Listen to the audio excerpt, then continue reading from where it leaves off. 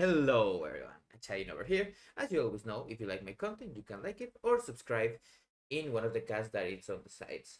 So let's begin this video. As you know, I already made two kind of explanation videos for the Mythic Plus builds that we could run. This video will focus on the one that is the highest seeming one. And I already explained the different talent permutations and things. If you really like Tricks of the Trade, you can put it. For Raging Wicks and Raging Mobs, you can get Shift. Airborne Irritant is really good. I recommend it, but you can also put Gouge if you really like it. And I will also make two other videos about two different builds. One of them uses Cold Blood, and it's kind of a struggle with energy, but you will know that later. And also one with Echoing Reprimand and Resounding Clarity. Those are the ones that run Acrobatic Strikes. This build does not run Acrobatic Strikes. Keep that in mind. The other ones, of course, do some less damage. So, first of all, before I run the clip, this is a pool with 4 mobs. It's kind of medium-sized between the struggle of Sub, that is 2 or 3 mobs, and where Sub begins to go online and enjoy. It's 5 and above. This is for several reasons. One of those, of course, it's combo points, because as more combo points you get more energy. And then the second one is also because of one of our main things that we do now with shadow techniques. You can see here my bar, and you also can look at that in the clip. But if the pool has more mobs, we use less shadow technique procs, and it also lets us go for higher combo point finishers. One thing to know, of course, and you will see me doing in the clip, you have to be more alert on your rupture durations. Rupture is a really strong part of our kit now, even more with more agility and mastery and crit, etc. etc. It scales better than black powder. There's a bug with black powder that you will see that there's a lot of numbers popping up, but ignore that one. So you want to refresh your ruptures in the downtime between dances, like when you just go out of the dance, you do one, and then when you do your Vanish Strike to get your cooldowns back. You also want to look and see which you want to refresh. There's a really good change that we got with Replicating Shadows, where we get that extra juice on different targets, and it also is smart. It means that gets the target that you are in and the one with the lowest duration rupture, or one that does not have rupture in an area, of course. So if I go into this dummy, don't expect to get the rupture on that one. You will get at most one over here. So now let's see the clip, and you will check more or less how the abilities are used. I also have the details plugin, as you know, in the part of the left.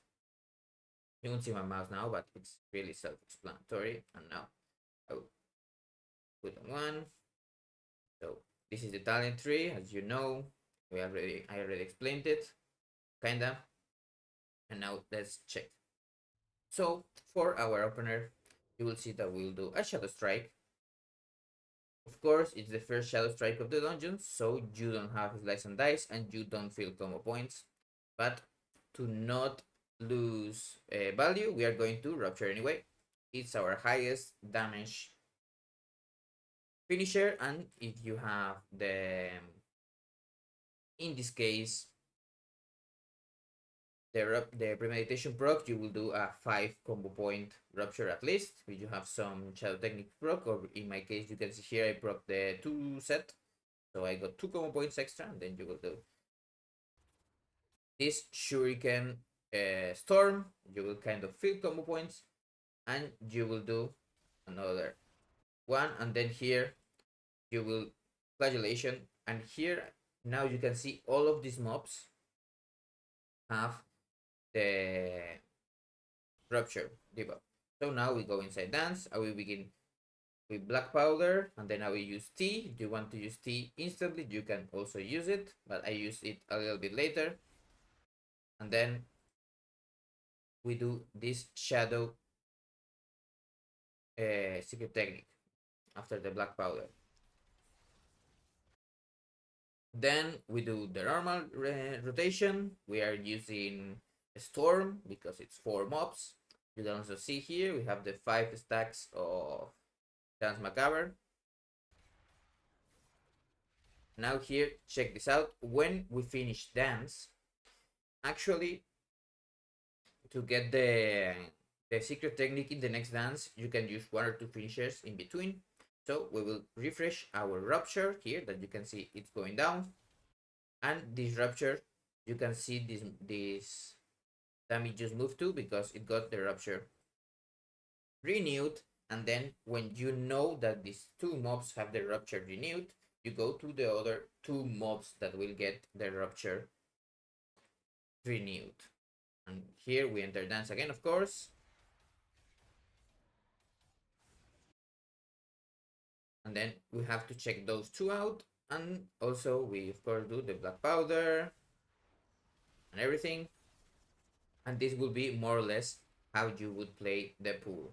You have to be of course alert again of these 2. Then we renew those ruptures.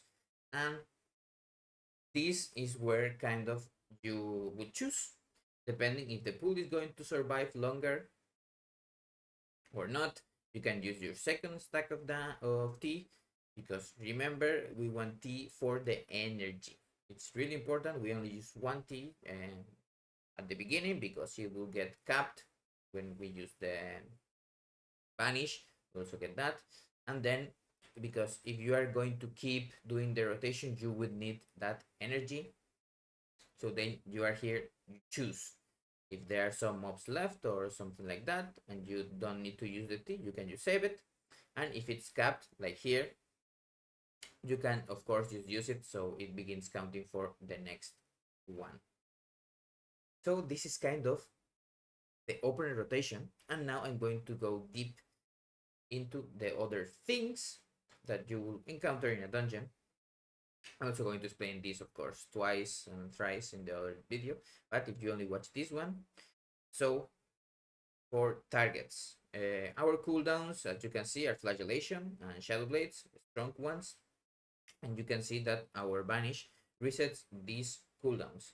So I also explained it in another video, but Shadow Blades gains value the less targets we have. It's kind of weird how you think about it, but if, for example, you have 2 targets, it's always going to take 2 builders to do 1 finish. But if you have Shadow Blades, that changes from 2 builders to 1. So it's really strong there. Flagellation doesn't care that much. You're going to cap anyway it by just going into dance twice and doing that. Of course, you have also just vanishes that you will regain across the dungeon, and you can use them like I did here right now. Usually you will use a vanish when with your blades and flagellation to get another symbols of death in the second dance. But you can also save it if you know there's a boss that it's coming, because as you know, these builds kind of need that vanish for the boss's DPS to kind of go up. It's a really strong cooldown on single target, because as you know, blades and flagellation are really strong cooldowns, and if you can use them once more in the boss, it's good. It's also blades, of course, gets the highest kind of value, ignoring the finisher extra damage on 1 target, because you go from needing inside dance but outside dance also to also 1.